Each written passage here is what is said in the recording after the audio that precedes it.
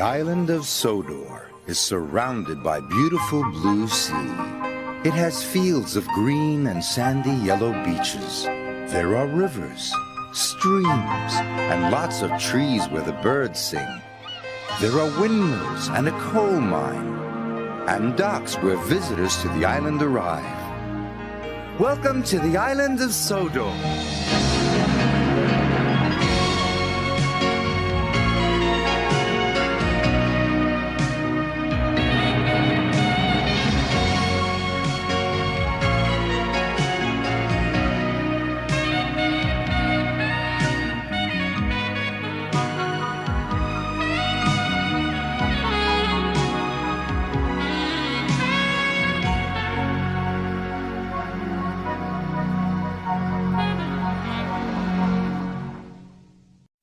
One day, James had to wait at the station till Edward and his train came in. This made him cross. Late again?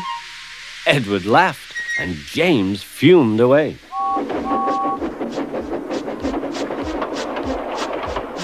After James had finished his work, he went back to the yard and puffed onto the turntable.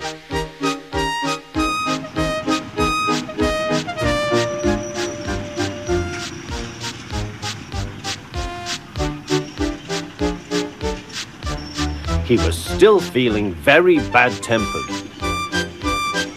Edward is impossible, he grumbled to the others. He clanks about like a lot of old iron, and he is so slow he makes us wait. Thomas and Percy were indignant. Old iron? Slow? Why, Edward could beat you in a race any day. Really, said James, I should like to see him do it.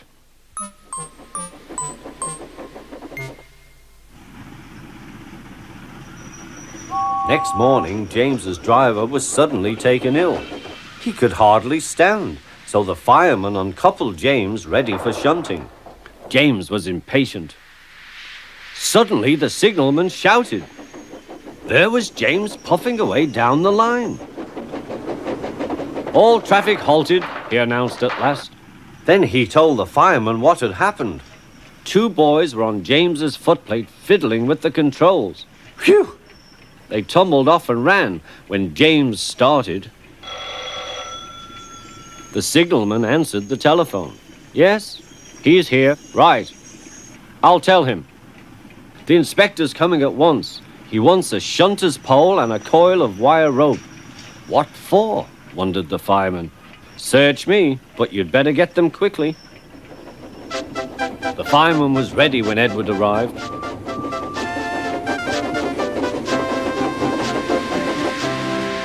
The inspector saw the pole and the rope. Good man, jump in. We'll catch him, puffed Edward. James was laughing.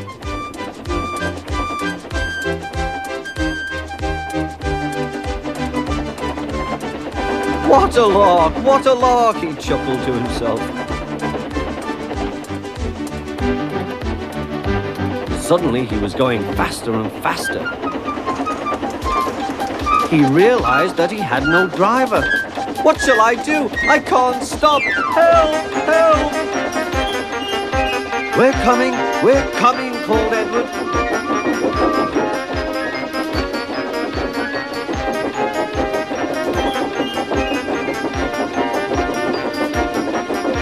Edward was panting up behind with every ounce of steam he had. At last he caught up with James.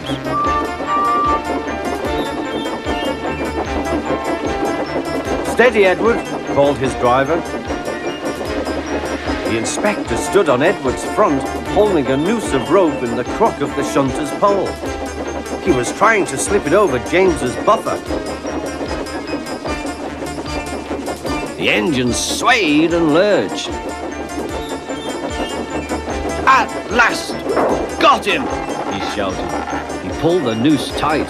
Gently braking, Edward's driver checked the engine's speed, and James's fireman scrambled across and took control. So the old iron caught you after all, chuckled Edward.